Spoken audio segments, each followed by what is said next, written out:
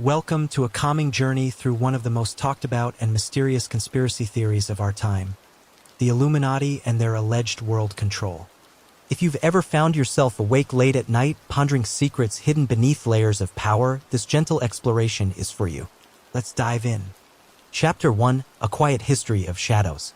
In the stillness of European twilight during the late 18th century, a quiet movement began to form.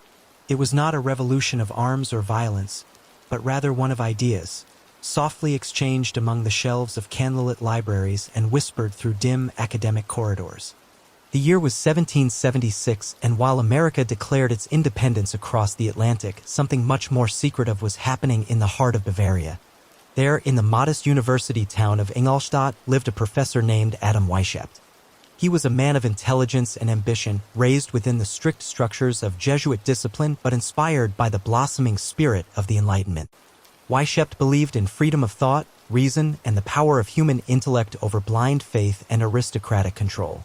Frustrated by the control of the Catholic Church and the entrenched nobility, Weishaupt formed a small, secretive society with like-minded individuals.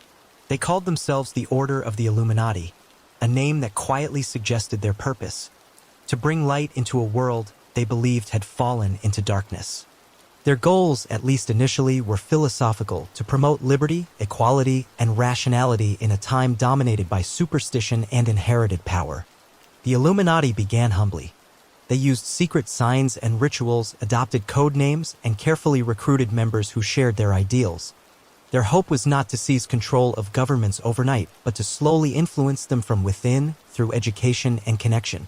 They believed that if people of reason held the reins of influence, whether in universities, courts, or advisory positions, then change would come naturally, gradually, and perhaps invisibly. Yet secrecy, even when well-intentioned, invites suspicion. As the group expanded, so too did rumors. The Illuminati's methods, though non-violent, were concealed behind layers of oaths, symbols, and hidden meanings. Outside observers grew wary. Some believed the Illuminati sought to overthrow monarchies, disrupt religion, and engineer a new world order ruled not by kings or priests, but by unseen hands. By the late 1780s, these concerns had reached the highest levels of the Bavarian state. In 1785, the order was officially banned. Documents were seized. Members were arrested or forced into exile. To the public eye, the Illuminati had been dismantled, disbanded, erased from history like a footnote in fading ink. But not everyone believed the story ended there. Over the decades that followed, whispers of the Illuminati's survival persisted. Some believed they had simply gone deeper underground, weaving themselves into the fabric of other secret societies like the Freemasons. Others suggested that they had taken on new identities, hiding in plain sight among the corridors of power. As the world changed through revolutions, wars, and industrial transformation, some claimed that the Illuminati had changed with it, evolving into something more organized, more global, and far more powerful. In the 19th century, long after their supposed dissolution, the idea of the Illuminati re-emerged, not as a historical footnote, but as a powerful symbol in the imagination of the public. Some began to see patterns in events, names that repeated, connections that seemed too close to ignore. Influential bankers, political leaders, and industrial titans were linked together by nothing more than timing and proximity, yet to those who believed, it all formed a quiet constellation. What if, they wondered, a group had survived for centuries, carefully, patiently embedding itself in the world's most important institutions? What if world events were not random but gently guided by hands unseen? These were not accusations made loudly, but questions posed gently, often late at night between thinkers, writers, or those who simply felt a strange dissonance between what they were told and what they sensed. The 20th century brought even more fuel to these thoughts. Wars reshaped continents, technologies advanced faster than understanding, and nations rose and fell with bewildering speed. Some began to ask, could any of this happen without someone behind the curtain, nudging events along? The Illuminati, as an idea, began to shift from a historical secret society to something much larger. It became a symbol of hidden control, of subtle manipulation across borders and ideologies. It wasn't just about Bavaria anymore. It was about everything. Politicians who seemed unusually powerful, corporations that never seemed to fail, conflicts that benefited strange parties. movements that rose overnight and vanished just as quickly. To those drawn to the idea, this was not chaos, it was a quiet design. A pattern only visible if you looked long enough. But still, despite its spread through books, films, and hushed conversations, the Illuminati remained elusive. No documents, no confirmations. Only traces, coincidences, and a lingering sense that perhaps the surface of history was not the full story. And maybe it never had been. As we continue, we'll explore how this idea evolved from Weishepp's quiet rebellion to a vast web of speculation about world control, elite circles, and the possibility that the world as we know it is shaped not by elected governments or democratic institutions, but by something far more subtle and far more hidden. Let your thoughts drift as we move deeper into the mystery and into the calm rhythms of possibility. You don't need to believe. Just listen and wonder. Chapter 2. The symbols we see but don't notice. In the gentle hum of daily life, there are things we pass without truly seeing. Symbols carved into stone, printed on money, hidden in logos, or perched atop buildings. They watch quietly, neither concealed nor overt. And for some, they represent more than design, they suggest presence. Influence, a gentle signal from a hidden world. These are the signs some attribute to the Illuminati. Not because they are proven, but because they are repeated. So tonight, we'll trace them slowly and calmly, and see where they lead. Let's begin with perhaps the most recognized symbol of all, the eye in the triangle. Often called the all-seeing eye, it is placed within a pyramid and appears on the reverse of the United States $1 bill. Officially, it is referred to as the Eye of Providence, a symbol of divine guidance and watchfulness, rooted in Christian art.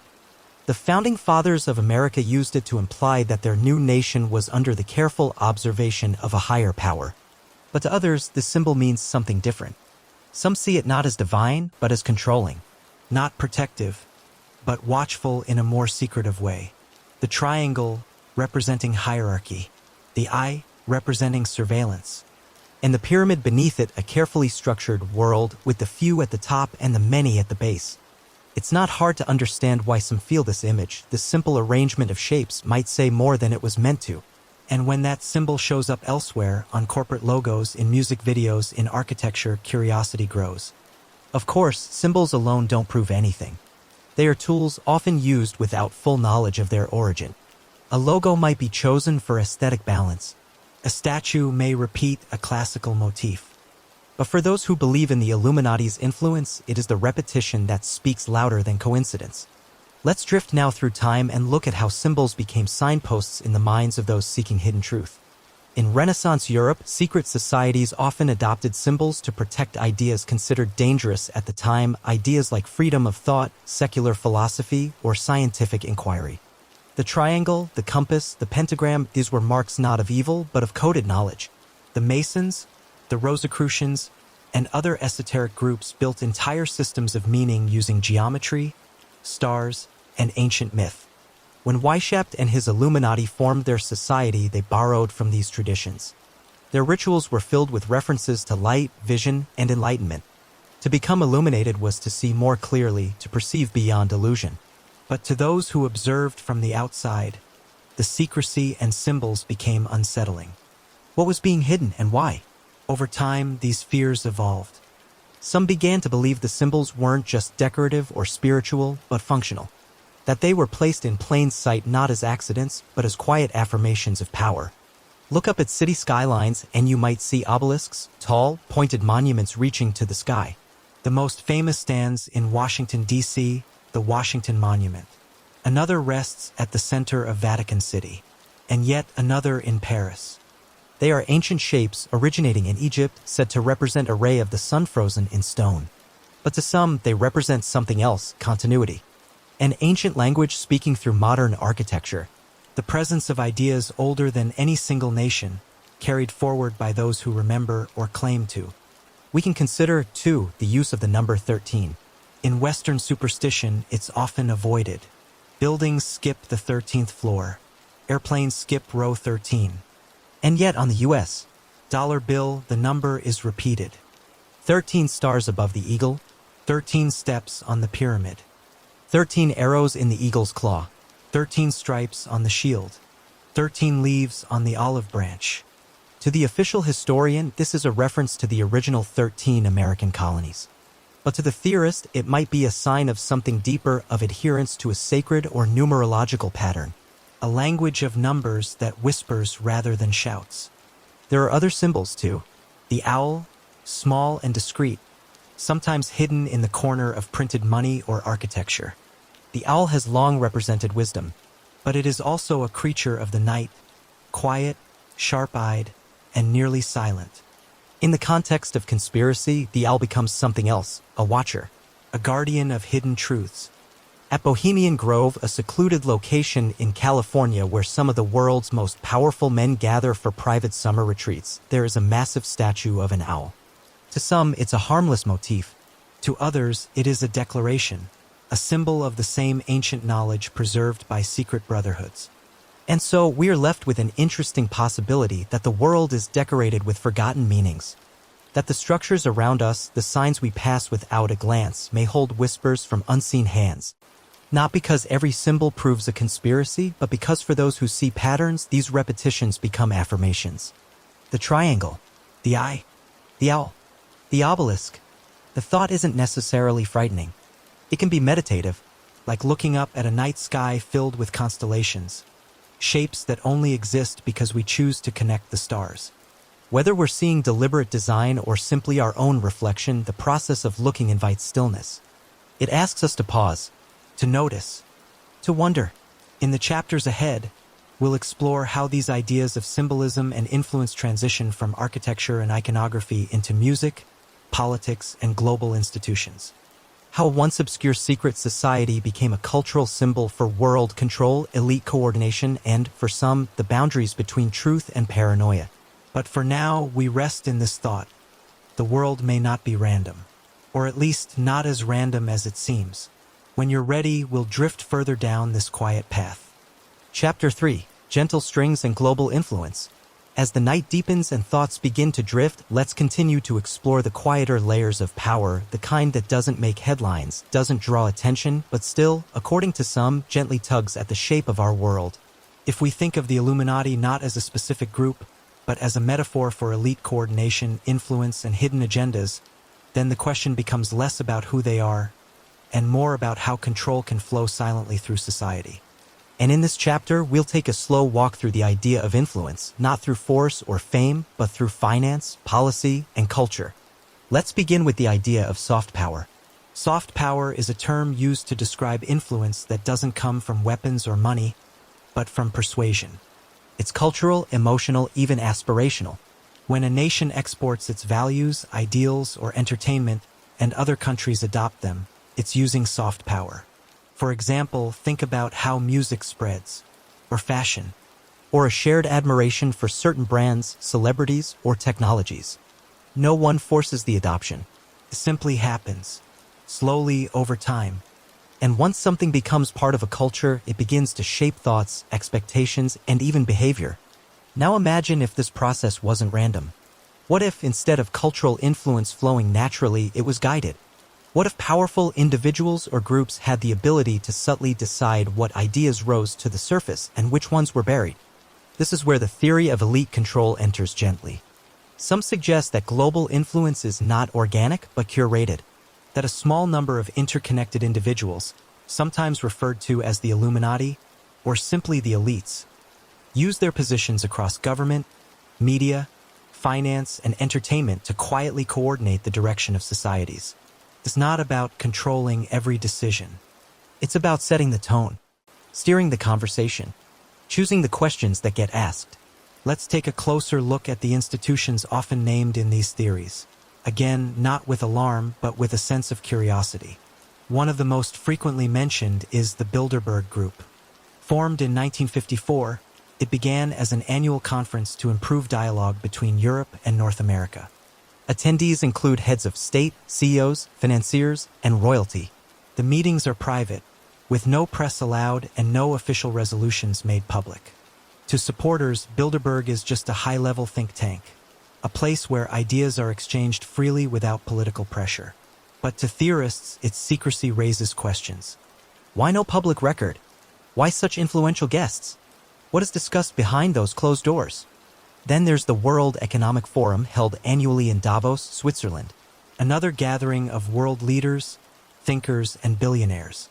Though the agenda is published and public speeches are shared, there are always private meetings, informal discussions, and networking that occurs off the record. For those watching from the outside, it can appear that decisions shaping the future of economies, technologies, and public policy are made not in parliaments or congresses, but in private rooms by unelected individuals. Again, we pause to say, none of this proves coordination in the conspiratorial sense. But it does raise the feeling that power, real power, might not reside where we're told it does. And that feeling is where the idea of the Illuminati continues to live. It's not necessarily about men in robes performing rituals. It's about quiet influence, where money flows, who funds what, and how global narratives are shaped. Let's take a slow breath and consider another aspect of this theory: global finance. The world's monetary systems are complex. They operate through central banks, international institutions, and layers of investment. Most people never learn how money truly works, how it's created, valued, or shifted. Some believe that this complexity is intentional, that financial systems are designed not for transparency, but for control. In this theory, a small number of families or financial institutions control the world's capital. The Rothschild family is often named, though many of the claims around them are historically exaggerated or based on outdated information. Still, the theory persists that control over money means control over everything else. After all, if one could influence which countries get loans or how currencies are valued, they could gently shape the direction of governments, the success of corporations, and even the resources available to citizens. And because this influence is technical, spoken in the language of economics and policy, it often escapes public attention. It's quiet, invisible, much like a thread woven into a fabric. Add to this the influence of media. If a small number of corporations control most of the world's news, entertainment, and publishing, then what people see and hear is filtered through a limited number of lenses. Some see this as a form of narrative guidance. Not censorship in the traditional sense, but prioritization. Certain stories rise. Others fade. Certain viewpoints are platformed. Others are ignored. The theorist doesn't need to believe in grand deception, only in gentle steering. And finally, there is influence through technology. Social media platforms, search engines, and algorithms increasingly shape how people discover information. These systems are designed for engagement, but they also shape perception. They decide what appears first, what gets recommended, and what remains hidden. And those systems are built by companies. And those companies are run by people. Theorists wonder, are the algorithms neutral? Or are they guided ever so slightly by interests we cannot see? These are the quiet, complex questions at the heart of modern Illuminati speculation. Not fire and brimstone, but finance and feedback loops. Not dark rituals, but boardrooms and data centers. It's not about fear. It's about mystery. How much of the world is truly shaped by consensus? And how much is influenced quietly by those with the ability to do so?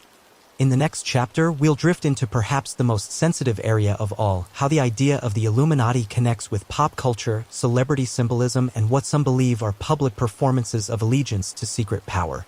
We'll explore it gently, without conclusion, and let curiosity guide us rather than judgment.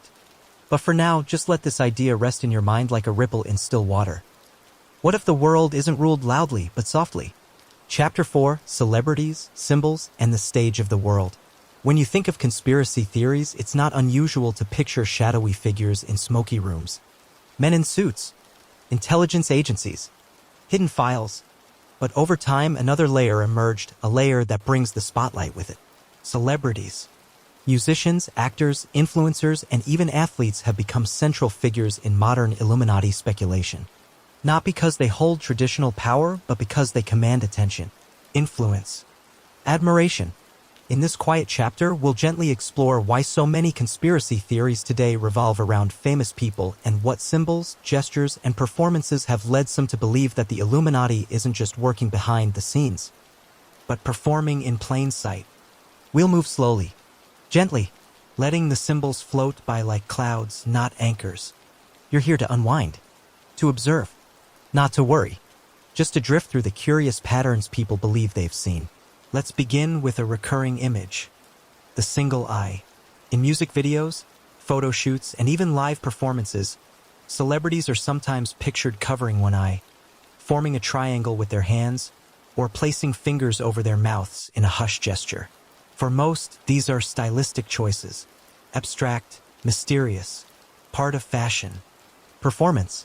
But for some viewers, especially those familiar with Illuminati symbolism, these gestures mirror the all-seeing eye or the eye of providence, a symbol we discussed in Chapter 2. And when it happens repeatedly, across different artists, different genres, even different cultures, some begin to wonder, is it coincidence or communication? Take, for example, music videos from high-profile pop stars. Scenes involving fire, ritualistic clothing, masked dancers, or pyramid-like sets have led some to believe these performances are more than just artistic expression. They might be rituals in disguise, broadcast to millions. And again, to many fans, these scenes are simply part of the music industry's flair for drama, a way to stand out in a crowded world. But for conspiracy-minded audiences, the repetition becomes a pattern. Patterns become suggestions, and suggestions become stories. Let's take a slow breath and think about some of the celebrities most commonly associated with these theories. Beyoncé, Jay-Z, Kanye West, Rihanna, Lady Gaga, Eminem. They are world famous, massively influential, often described as transcending music to become cultural figures. And because of their reach, every choice they make, visually or lyrically, can take on extra meaning. When Jay-Z uses a hand gesture that resembles a triangle, officially his Rockefeller sign, some see it as a reference to the Illuminati pyramid. When Beyoncé appears on stage in regal, almost divine imagery, people ask, is it art or elevation to something symbolic? Of course, the artists themselves have often mocked or dismissed these claims. Jay-Z once rapped, "Y'all haters corny with that Illuminati mess." Lady Gaga has said her imagery is meant to challenge norms, not signal allegiance. Eminem has even joked about the rumors in his lyrics. And yet, for some, denial becomes part of the game. In the world of conspiracy, the more someone denies, the more suspicious it seems. But perhaps there's a softer way to look at all of this. Maybe the theory persists not because of proof, but because of emotion. Because people see these powerful, untouchable figures and wonder, how did they get there? What's behind the curtain? In a world that often feels confusing, seeing a clear structure, like the Illuminati, makes things feel organized. It gives a reason for success, mystery, or sudden changes. When a celebrity rises quickly, people ask, who helped them? When one fades away, changes direction, or breaks down publicly, others whisper, did they refuse to follow orders? It becomes a story, one that explains the highs and lows of fame in ways traditional explanations can't. Not talent or marketing or personal struggle, but initiation, sacrifice, control. Let's consider another layer of the theory, initiation. Some believe that to reach a certain level of fame, a performer must undergo an initiation ritual. These rituals are said to involve humiliation, symbolism, or even emotional trauma. It might be a public embarrassment, a strange outfit, or a highly stylized video that shows a death and rebirth. Again, from a filmmaking perspective, these are just metaphors, classic storytelling arcs about change. But in conspiracy circles, they are signs of something deeper, a rite of passage into a secret world. And what about the idea of sacrifice? There are those who believe that tragic events in celebrities' lives, such as the sudden loss of a loved one, a public scandal, or even death, are not accidents or misfortunes, but planned acts. Symbols, payments, proof of loyalty. It's a chilling thought, and there's no confirmed evidence to support it. But it illustrates something profound about human psychology. When we don't understand something, we seek meaning. Even in sadness, even in chaos. And in the realm of celebrity, where so much is filtered, edited, and performed, it becomes difficult to tell what's real. That mystery creates space for theories. Let's pause here and reflect gently. What if the idea of celebrity Illuminati members isn't about evil, but about longing? About the desire to understand the strange machinery of fame, power, and influence in a world where we feel so far from the controls. Maybe, for some, it's comforting to believe there's a structure, even a secretive one, rather than chaos. Because chaos is unsettling. A mysterious group pulling strings might sound ominous, but it also makes the world seem purposeful. that someone is in charge, even if they're hidden. As we drift toward the close of this chapter, it's important to say symbols mean what we give them. A triangle can be geometry, an eye can be art, a lyric can be poetry. Not every shadow hides a secret, but looking for meaning can be calming, just like counting stars or imagining shapes in clouds. And in the end, these theories, however unlikely, can be part of a bedtime ritual. A slow story we tell ourselves not to scare, but to wonder. In the final chapter, we'll look gently at the larger question, whether the Illuminati, real or not, reveals more about us than about them. Because often, the most interesting secrets are the ones we carry inside. Chapter 5, The Quiet Truth Behind the Theories. As the night deepens and we reach the final chapter of this journey, it's time to gently pull back. Not from the theory itself, but from the emotions and ideas that surround it. Let's take a deep, unhurried breath. In and out. We've wandered through secret societies, historical roots, symbols, finance, power, and fame. And we've done so with open eyes, not to prove or disprove, but to explore softly. Now, we rest in the final question. What does belief in the Illuminati say about us? Let's begin slowly with fear. Conspiracy theories often thrive in uncertainty. When life feels unpredictable or when power seems too distant to touch, these stories offer clarity. They whisper that things are not random, that someone, somewhere, is in control. Even if those someones are hidden, powerful, or sinister, there is comfort in thinking the world has a plan. Because if there's a plan, there's a pattern. And if there's a pattern, there's meaning. Believing in the Illuminati may not just be about secret meetings or hidden symbols. It may be a response to a much more intimate feeling, the need to understand why the world is the way it is and where we fit in. Now, let's think about power. Most of us go through life with limited influence.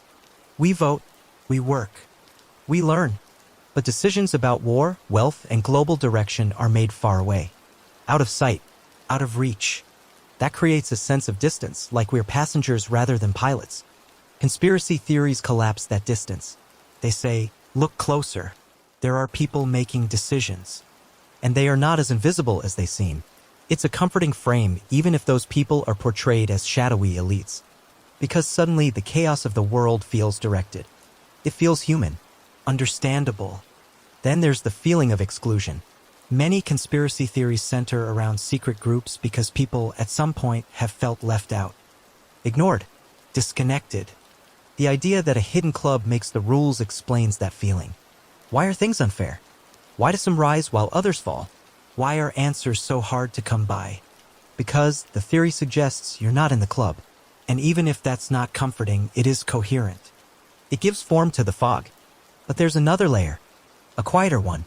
Many who explore these theories aren't angry or paranoid.